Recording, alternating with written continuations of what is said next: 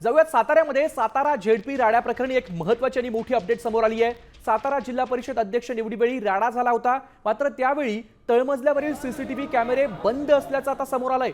POP कामामुळे wire तुटल्याचं कारण या पत्रामध्ये आहे। मंत्र्यांना झालेल्या धक्काबुक्कीच्या चौकशीत यामुळे आता मोठा अडथळा निर्माण झालाय।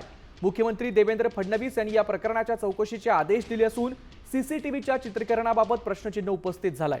पीओपीच्या कामामुळे वायर तुटल्याचा पत्रामध्ये उल्लेख केलाय, त्यामुळे आता सातारा जिल्हा परिषद अध्यक्ष निवडीवेळी झालेला हा सगळा प्रकार काहीच झालेला नाहीये।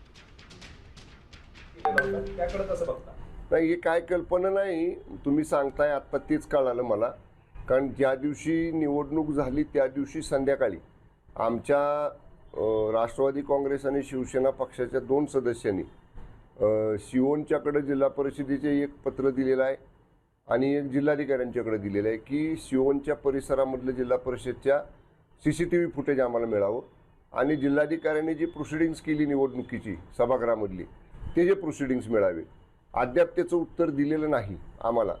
आमचे सदस्य त्या संदर्भात चौकशी वारंवार करतायत, पण प्रशासनाकडनं याबाबतीत काहीच सांगितलेलं नाही। तर तुम्ही म्हणताय ते जर वस्तुस्थिती असेल की ते काय 16 तारखेपासून ते 16/3 पासून ते बंद आहे, तर मग ही गंभीर आहे ना। कारण 20 तारखेला निवडणूक आणि 16 पासूनच नेमकं कसं काय बंद पडलं ते यंत्रणा, ह्याची सुद्धा चौकशी झाली पाहिजे।